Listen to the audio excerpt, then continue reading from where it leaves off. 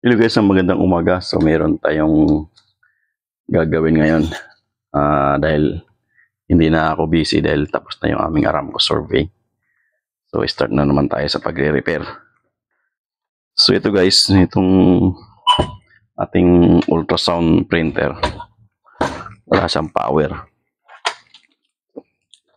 So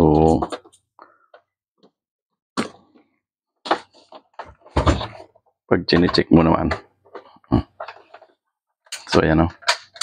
Wala siyang power guys. Ayan. So wala siyang display. So ayan o. Wala talaga. So ngayon, re-repairin na lang natin. Sayang kasi. So actually guys, hindi naman na kami gaano gumagamit sa ganitong printer kasi nga paperless na kami. At diretso na binabato yung data papunta ron sa aming server. So kasi meron naman kaming fax version. Kasi yung ultrasound nakakonect din sa fax.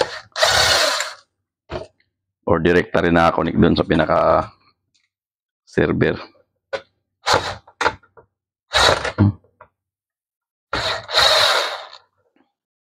Kung mga ito guys, mga walang power, madali lang gawin to basta may pyesa kang pampalit. So check lang natin kung may sirang component.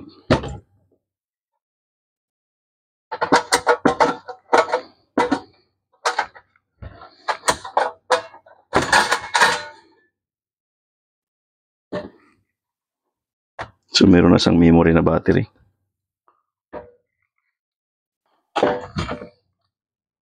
Natin yung kanyang battery.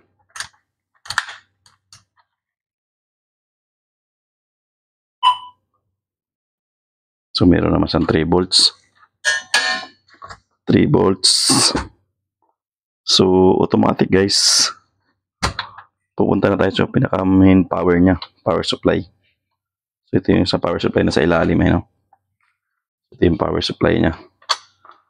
Kailang first time kong mag-open ng ganitong model na printer na UPP 110 series. So UPX 898 MD. So yung lumang binubusan ko dati yung isang model.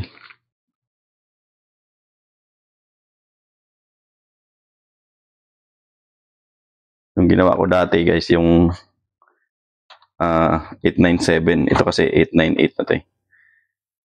Dati yung 897. So halos pares lang din naman sila. Tanggalin lang natin yung mga flex cable niya. So halos pares lang naman din to.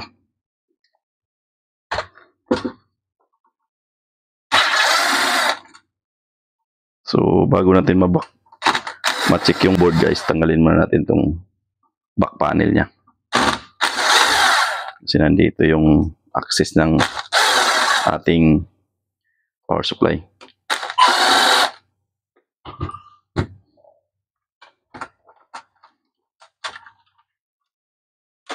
Yan. So ito yung pinaka-access natin. Hindi mo hugutin na, hindi mo sa pwedeng hugutin dahil meron siyang tornilyo. So ang gagawin natin is tatanggalin natin yung top board. So gagamit ako ng gloves kasi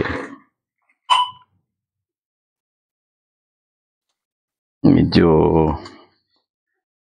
baka gano'n ng static, pero hindi na uso ngayon yung static eh. May mga protection na ha. May mga protect na.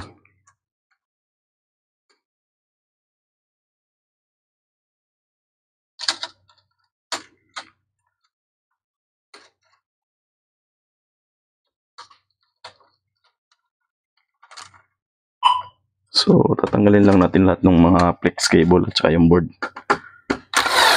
Kasi hindi siya accessible. Kailangan mo talaga na. So ito yung sa ibabaw, ito yung sa video board. So yung Sa ilalim yung power supply. So, tanggalin talaga natin yung video board niya. Yung video board niya eh. Yung data processing na nandito. So, dito lang natin lagay yan. So, bago natin ma-access yung power supply, yan. Tanggalin muna natin lahat yung mga yan o. So, ito yan, plastic. Yung kanyang cover. So, yun. So, kita ko na agad guys, pumutok yung ano niya. Ito, may crack yung ano niya. Pero hindi pa naman siguro to sira. So, una guys, bago tayo magtanggal, tanggalin natin itong ating power.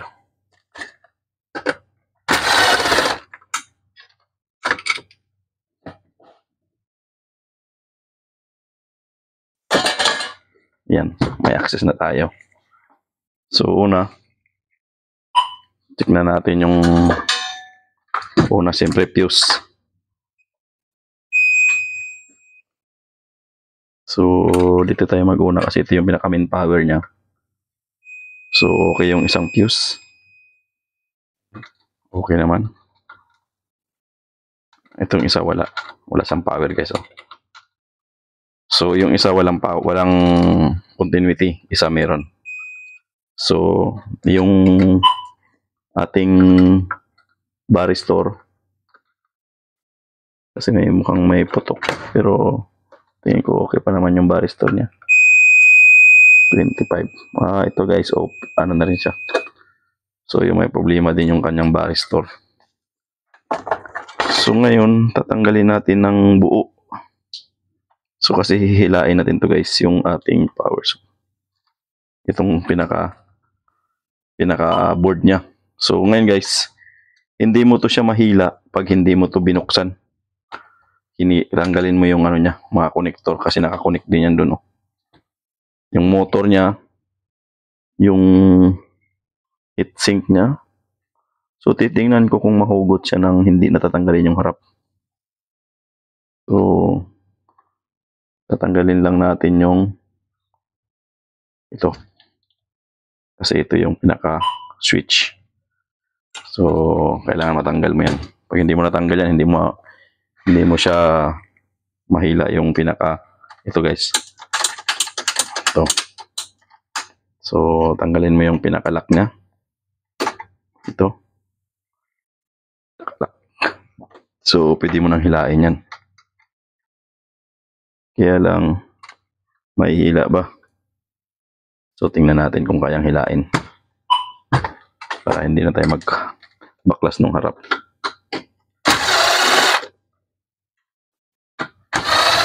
So, 4 lang naman ang tornilyo to. So, ito yung pang-4 sa dulo. Ito. Wala siyang axis, pero try natin kaya bang abutin. Hindi sa kayang abutin. Kailangan nating magtanggal ng front panel talaga.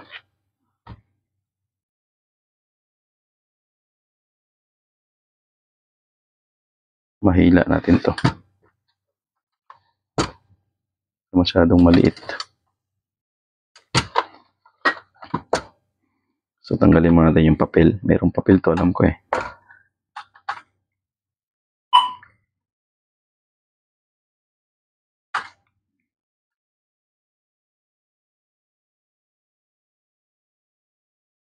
Precision yung kanyang tornilyo.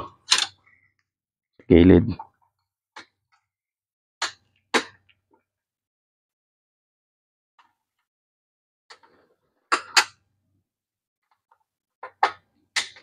So, ito lang naman yung tornilyo ng front panel niya. So, pwede mo nang hilain to. Or kasama ba to?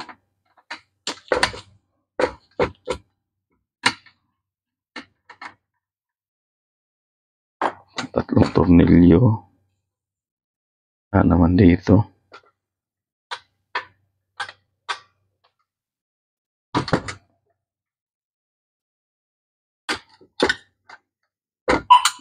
cover lang ang matanggal natin dito. Pero dapat kasi ito mabubuksan muna natin para matanggal yung harap. Ngayon, pagtanggal nitong harap, mayroong sinusundot dito para magbukas.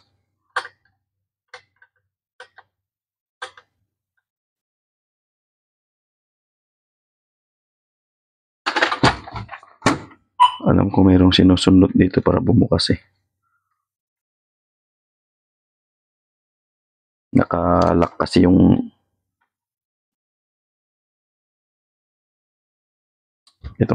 pinto. Kasi yung bukas ng pinto nito guys, ano na rin siya. Yung open. Motorized na rin.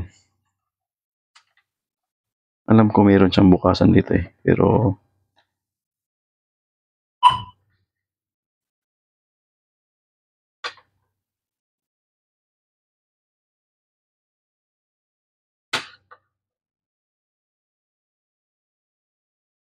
mayroon ditong sinusundot na hila para bumukas to eh.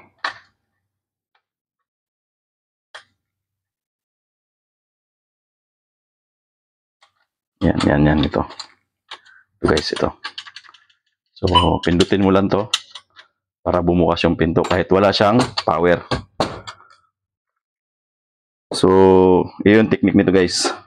Bago mo siya mabuksan, ito lang yung technique niya, no? Dito.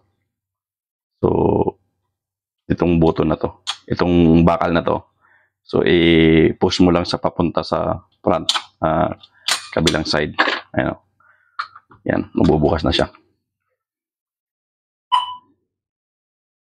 So, yun kasi yung pangbukas niyan. Kasi the same lang dito dun sa 897. Kasi yung 897 nabuksan ko na. So, alam ko yung bukasan mayroon talagang sinusundot. Pero matagal na rin kasi yun. Kaya medyo ano rin, kalimutan ko na rin. So,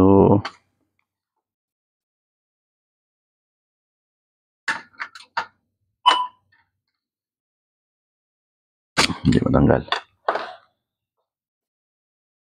Hindi talaga siya matanggal hanggat hindi ko tanggalin tong harap.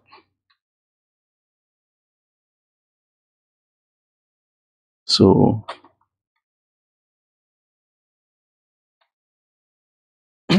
try ko tong tanggalin yung harap niya. Hilain ko lang para maiurong ng konti. Ito yung mga tornilyo niyan, maliliit. Tatlong tornilyo lang to kabilaan.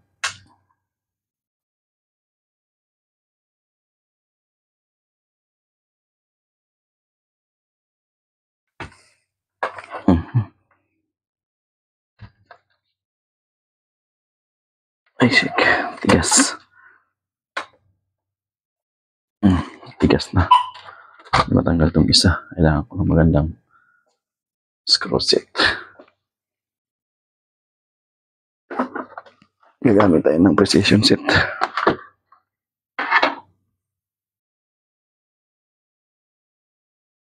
Yung tatama dyan sa pinakabutas.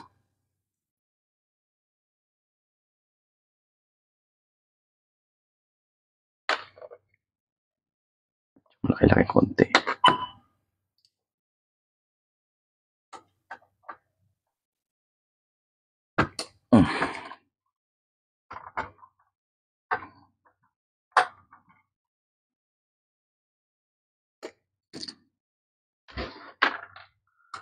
So, natanggal na natin yung ating tornilyo dyan.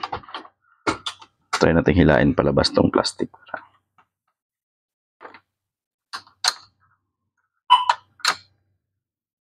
Alam ko paano lang matatanggal natin dito. Yan.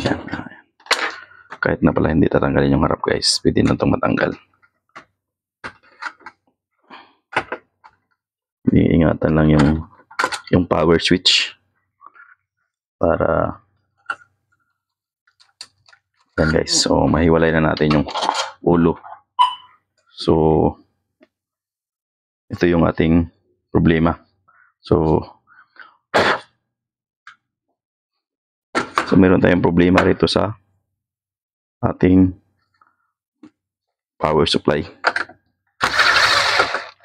Yan. Yan. So matatanggal natin yung ating power supply. So ngayon, malaya ka nang mag-check ng mga component, guys. Kasi pag nakakabit, ito guys, open yung ating fuse na isa, pero okay yung isa. Ayan o.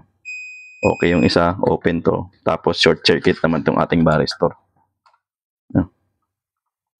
Ayan na, yung varistor na yan. Short circuit naman siya. EVR. So tingnan ko lang, hindi pala sa short circuit. So mayroon siyang 25 ohms. So tingnan natin kung ano ba siya. Yan ba yung nagkukos ng pumutok yung fuse? Kasi medyo mayroon siya ditong crack. So may medyo crack dito. Nag-crack na yung ating varistor.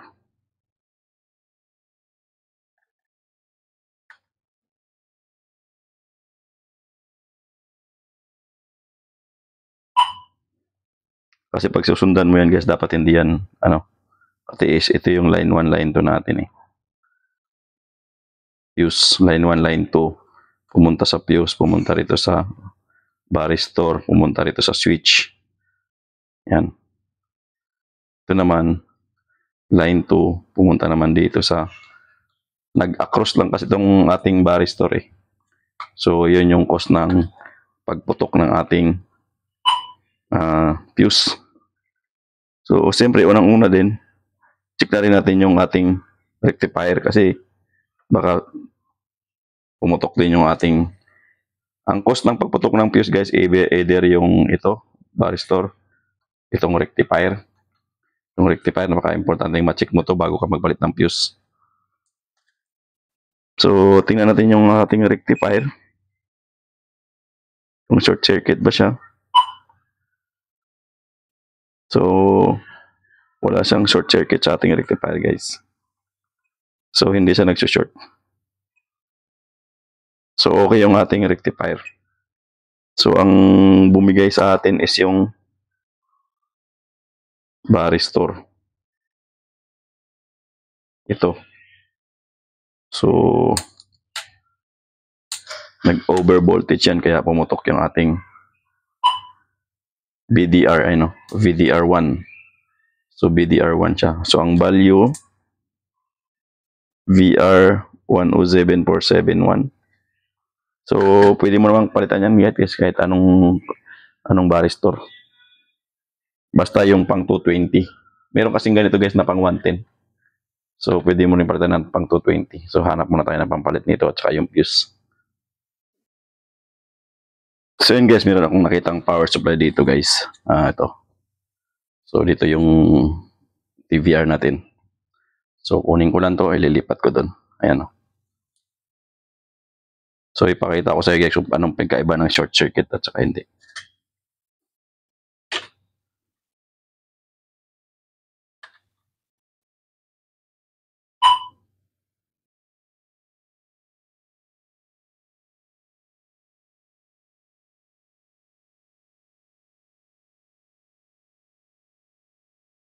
Okay. So, ito guys. Ito yung TVR na to. So, ang value nito guys is 44271. Ito 10471. So, pwede na to guys, kahit ganito lang ipalit mo, pwede na. So, tingnan mo guys yung ating kinuha doon sa isang power supply. So, dapat yan walang resistance. Ayan o. Walang resistance. Kasi nga, across, yan eh, voltage protector. Voltage protect yan. So, ito tanggalin natin yung nandito.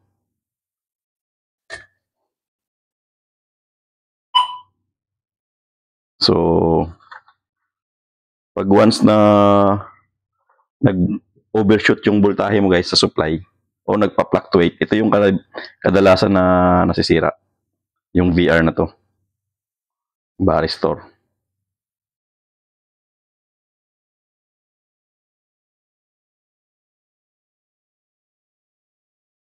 So, hirap siyang makatunaw. Mahina yung ano ko, soldering.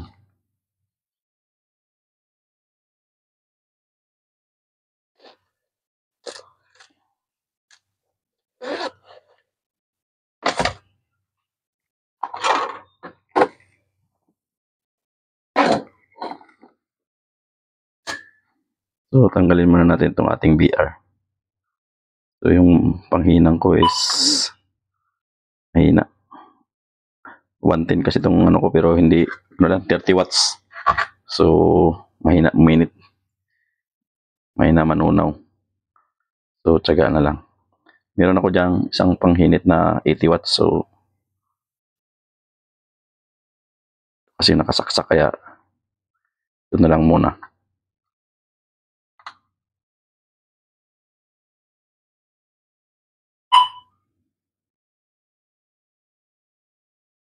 So, ito sa ano, kasi mahirap tanggalin to guys, kasi ito double, ano to, double sided na power supply na PCB. Ito yung mga mahirap sa mga double sided na PCB. So, mahirap sa tanggalin. Yun, putol na pala yung isa. So, minute na. So, yun guys, oh. Dapat yan wala sa voltage, kasi pag nakita mo yung symbol niya, yung symbol ng diode na nagsalubong. So, dalawang diode na pinagsalubong. So, dapat pag sinukat mo talaga yun ng ano, sinukat mo siya ng resistance, wala siyang makukuha. Ito guys, oh. Ito, oh. So, yan, oh. Ito yung shorted. 29 ohms. So, yan, ano, 0.028. So, 0.028 guys. Ayan, oh. So, ano yan? Almost shorted na. Ayan, oh. So, tingnan natin yung ating ipapalit. Saan ba yun? Ito. Ito. Wala kang makuhang resistance guys. Yan. Kabila, baliktaran yan kasi diode to. Ang ano kasi ang varistor guys. So, dalawang diode na pinagsalubong mo yung anode cathode niya. So, pinagsalubong mo siya. So, kabilaan yung gagamitin mo, wala siya talaga sa resistance. Yan, no? Kasi ito, kita mo naman mayroon na siyang crack. Yan. So, makikita mo rin talaga na may crack na. So, ngayon guys, magpalit tayo ng ating fuse at saka yung ating varistor. Ang problema ko, mahina uminit yung aking panghinang. So, palit muna ako ng panghinang ko guys. Gamit muna ako ng aking pangmalakasang panghinang.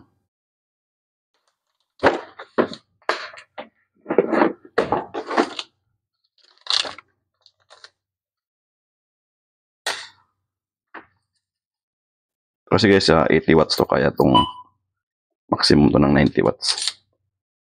So, kasi minsan ko lang itong ginagamit kasi sarili ko to eh. Binili ko itong sarili.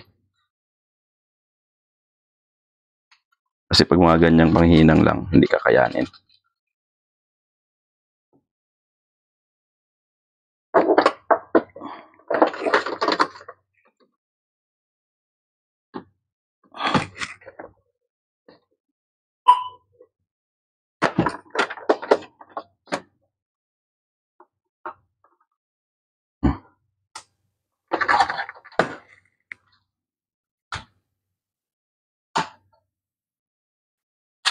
So, kasi mabilis mag-init.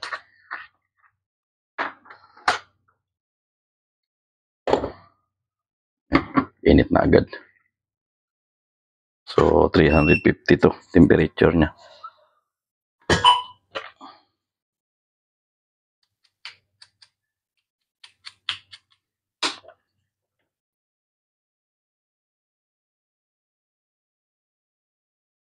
So, mas malakas uminit, mas mabilis magtanggal ng ating sirang pyesa. Ayun, no? So, sandali lang tanggalin yan. Gagamit lang tayo ng solda port.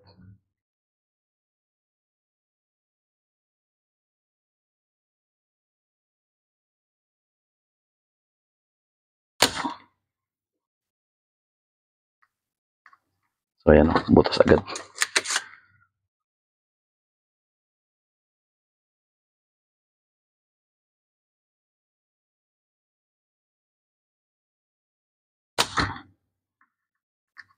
Yan. Tanggal agad yung ating hinang. Basta malakas yung ating soldering. Tapos, tanggalin natin yung fuse kasi yung fuse sira. Saan yung fuse banda na sira? Ito.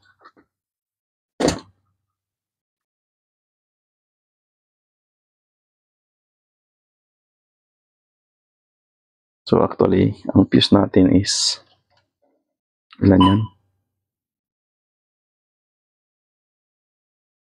3.5 ampere. Ngayon guys, ang problema wala tayong fuse na ganito. Ngayon, gagawan mo lang ng paraan yan. Kasi yan is 3.15, 3 ampere. 3.15, 1.5.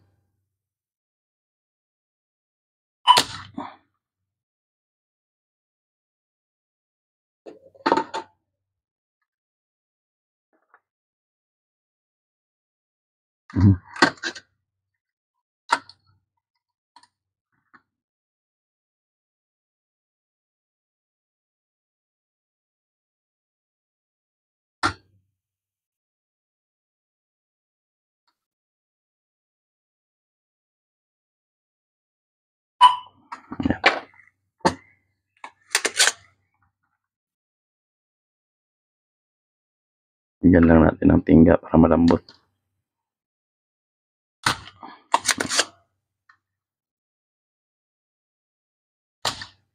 Yan. So, yan.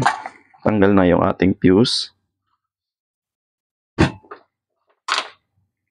So, pag nakita niya natin yung ating fuse is open. Ayan o. So, wala siya. So, open talaga siya. So, yun. Ito ay kakabit na lang muna natin. Unahin natin kabit ng ating varistor.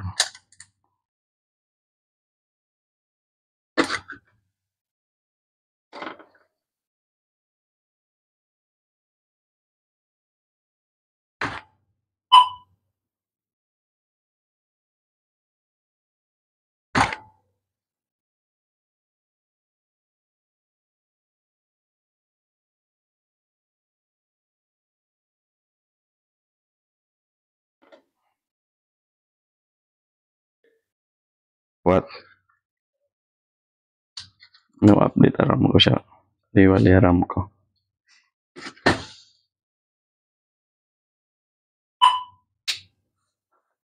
They did not ask many questions there in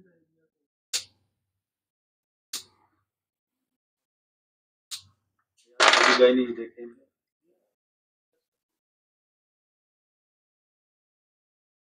They are checking only the machine.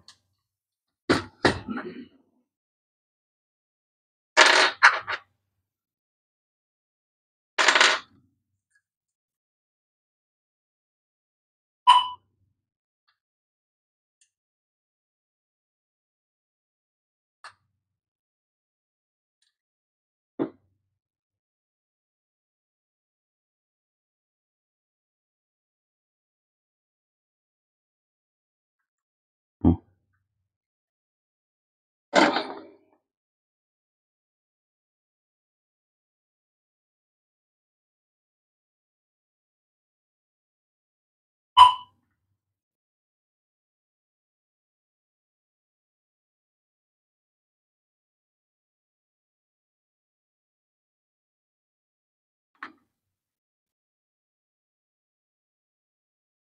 Yeah.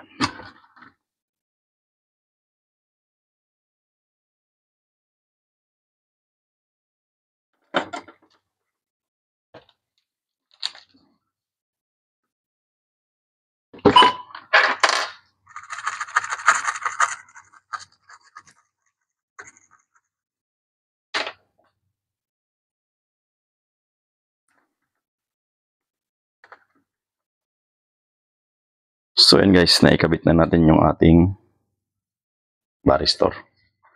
Problema lang natin is yung fuse. Hanap ako ng fuse na medyo kasing size. So, ito yung ating fuse box. Yan, kailangan rin ng 3.5.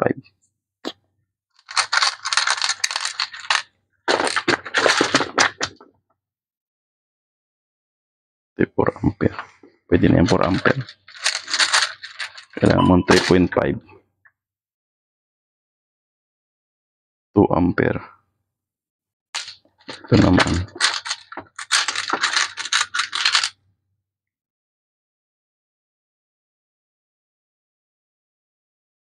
Ampere. 1.5. So, ito.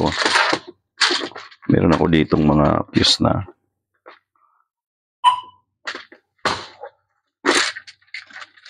malalaki para to. 6. 20. Okay, malaki. Ito lang, meron ako. So, meron ako na akong nakuha ito. 3.15. So,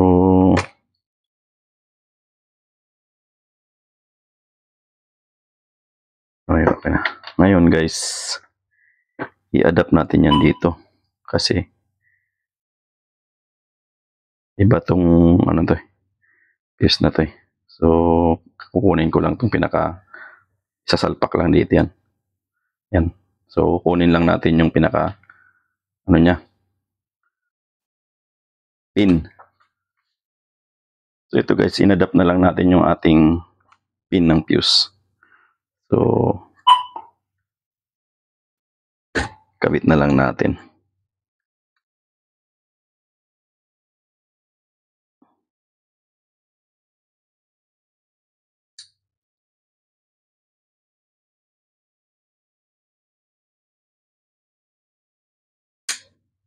Yan.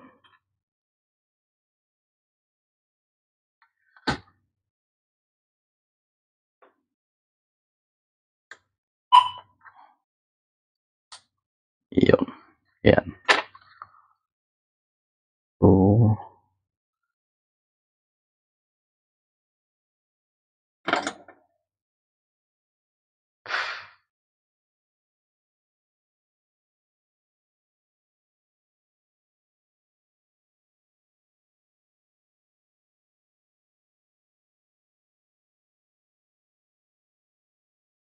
yan. So, hinang natin sa labas. Hinang natin din sa likod. Sigurado. So,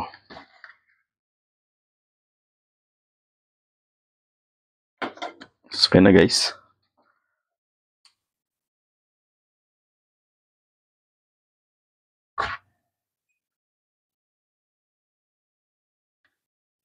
So, yan na. Okay na siya.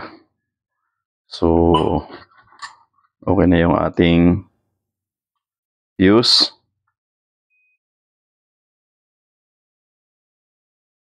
Fuse 1, fuse 2, VR1. Yan guys, oh, wala na siyang, hindi na siya short circuit. So, meaning, okay na. So, okay yung ating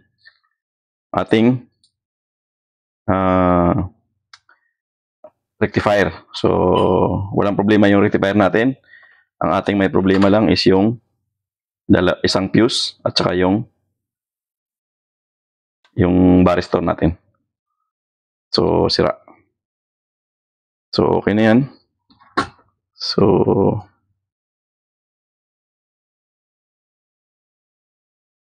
okay na siya. Yung regulator niya, hindi naman affected yung regulator kasi hindi naman short circuit. Pag short circuit kasi itong ating, ano guys, ito. Pag may shorted yung ating rectifier, sigurado yan yung ating regulator, sira din. Sira din yung regulator natin. Pero ang ano natin, hindi naman nasira yung ating rectifier. Ang sinira lang niya is varistor. So, okay yung ating regulator. Yung voltage regulator na ito. So, okay yan. So, walang problema yan guys. So, ngayon, iti-testing na natin. Patay na yung ating panghinang. Kasi, Tapos na tayo dyan. So, tabi lang natin yung ating pakina niya. So, ito yung ibalik na natin yung ating power. So, ito yung ating fuse.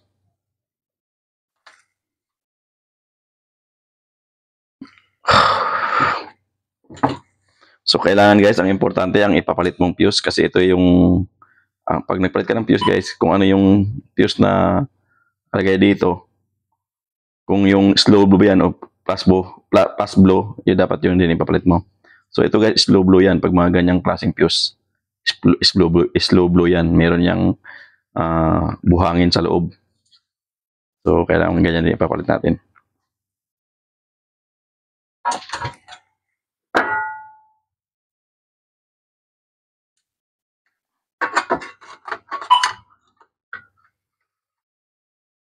So, kailangan natin ibalik. Balikan natin yung 4 na tornilyo.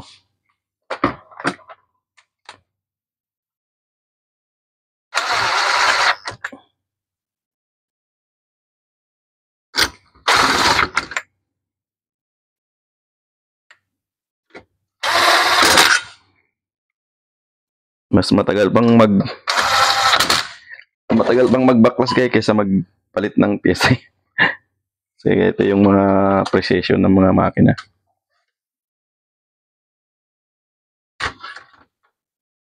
So, ito, isuot natin yung ating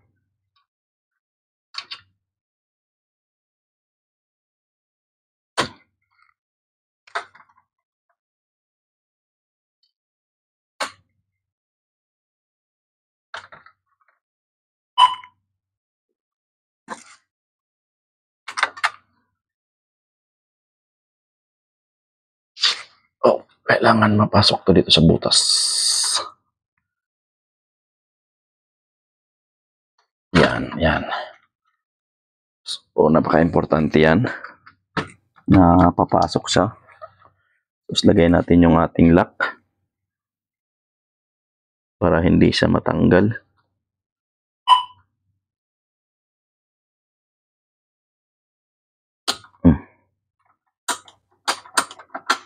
Okay. So ngayon guys, itornilyo na natin yung ating maliliit na screw.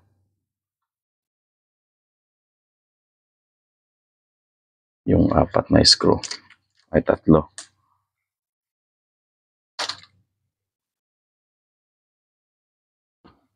So dito.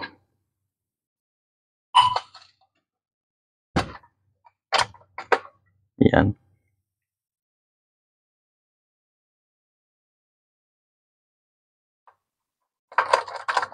So sa pagbalik guys, may guide naman. So kailangan pumasok dito sa may guide na 2 screwan. So pag pumasok na yung ano niya, so level na yan. Yan.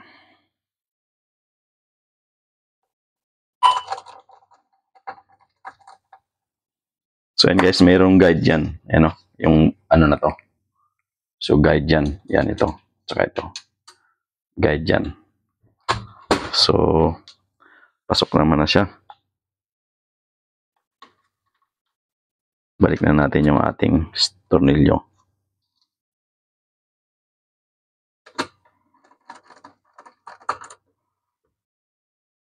Tatlo din yan. Meron din sa likod. Sa kabilang side.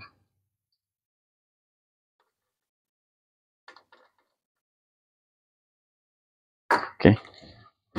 So, after nating maikabit yung ating tornilyo, so, pwede nating ibalik yung ating video board. So, bago natin ibalik yung video board, ibalik muna natin itong ating cover.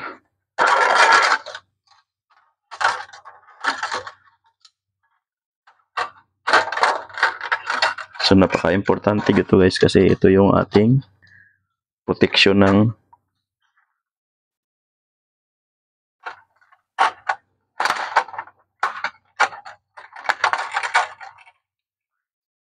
ito guys is protection ng ating video board. So, ano naman yan? Papasok mo lang naman yan. Yan.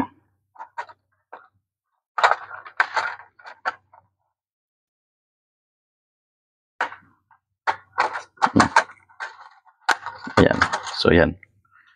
So, yun na yung protection natin. So, ibalik na natin yung ating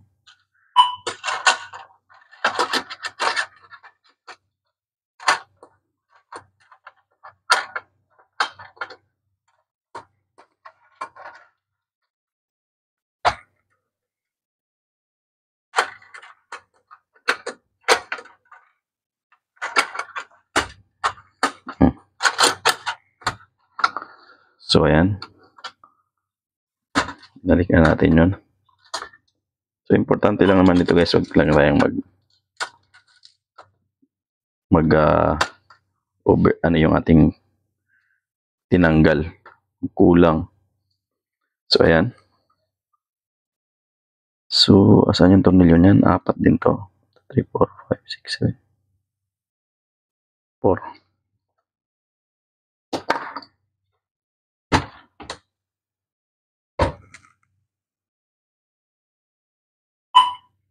So, dali lang. Meron na akong nakalimutan yung power sa ano. Yung grounding niya. Dapat yun, nandun yung grounding pala. So, bago natin ikabit to guys, yung grounding pala muna. Kailangan maikabit natin. Kasi, pag naikabit na to, mahirap na ikabit.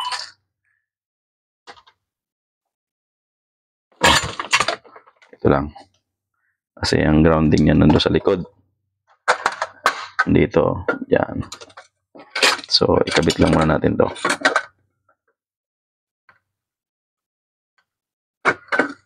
Kasi yun ang mahirap eh. Pag hindi natin naibalik ng ano, tama, o bubuksa sa naman ulit. Yan ang napaka-importante sa atin.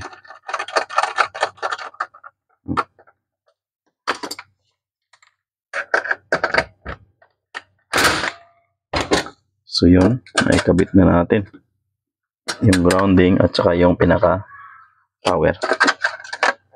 So yun lang naman. Yun lang yung ating nakalimutan. Ayun. Nakalimutan na hindi pa naman natin naisara. Yan.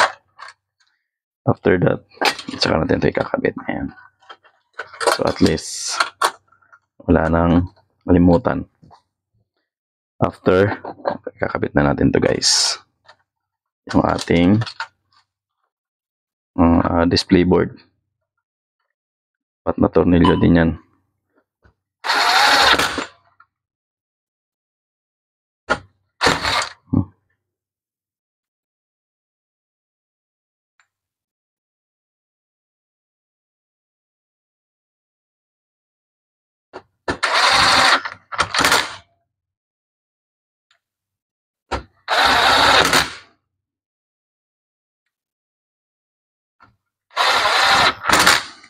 Iyon. So, naibalik na natin. So, hindi pa natin alam kung gagana yan.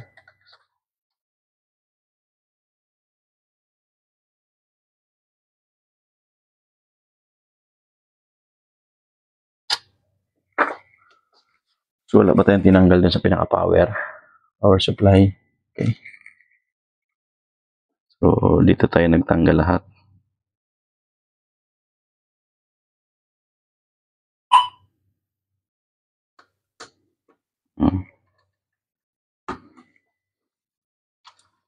Tapos ito. So, kabit na natin yung ating mga flex cable guys.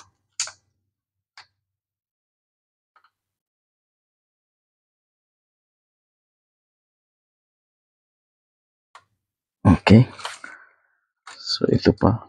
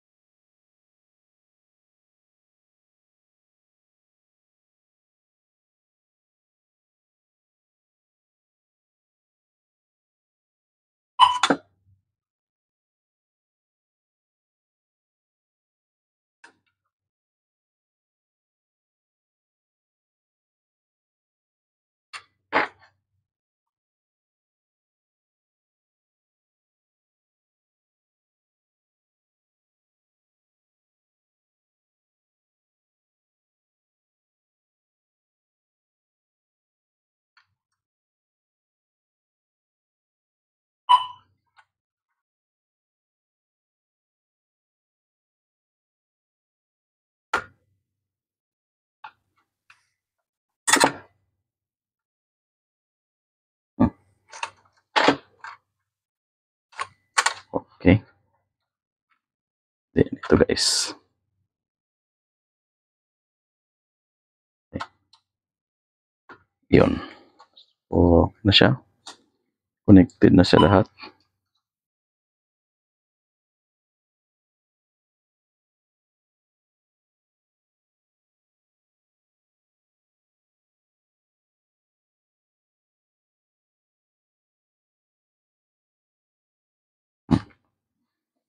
So, ito guys, ibalik na natin itong ating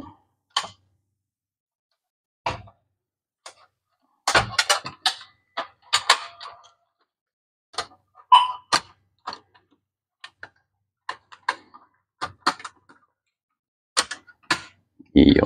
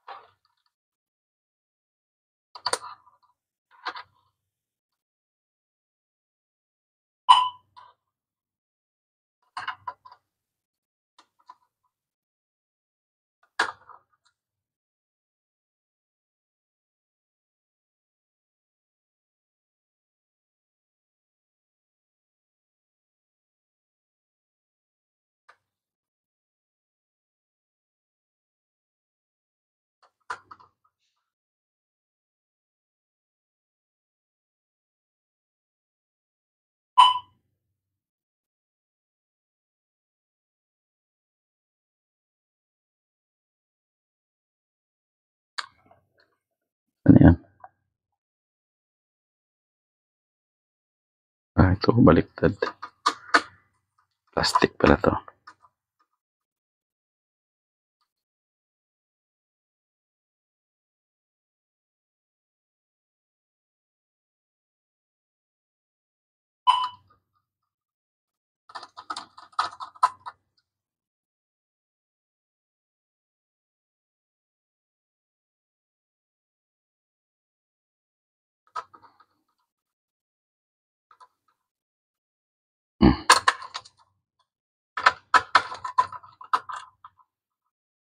Ayun guys, so ayun. Okay na siya. So yan guys, bago natin isarado, so testing muna natin kung hindi ba puputok yung ating kinabit na fuse. Yun. So mag-moment of truth tayo guys. So yun lang. Ayan. Power on natin. Ayun. Power na siya. Ayan. Sony. So may power na siya. Ayan.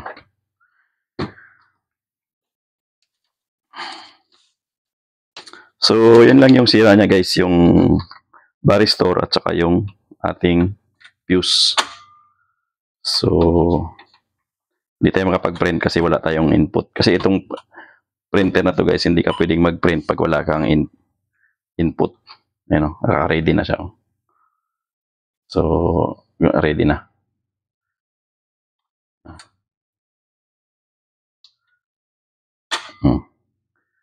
So, ready. Okay na siya. So, ganun lang guys. Ganun lang pag-repair sa ganitong printer ng ultrasound to guys na ultrasound printer natin. Ito ginagamit ng mga usually sa mga printer namin dito ng mga Madison, Samsung. So, ito yun. So, ito kasi guys, bihira na lang tong humingi ng, dito kasi bihira naman na humingi yung patient ng file, print out. Kasi makikita na nila sa data. Pero meron pa rin mga doktor na gusto nilang may printer na sarili yung nila. So may sariling printer yung kanilang ultrasound.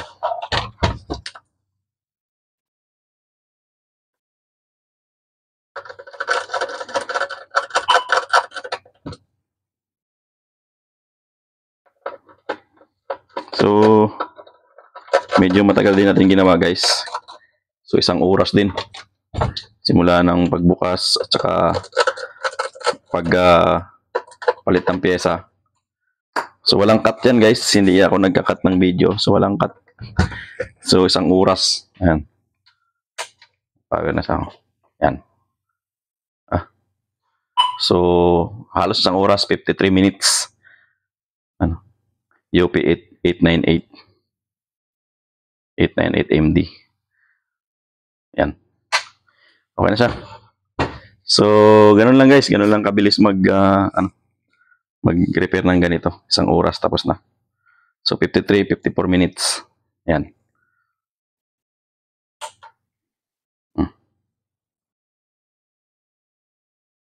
Yan. So, ang sira lang natin is yung varistor ito guys. Fuse at saka yung varistor. Yan lang ang sira niya. So, yun lang.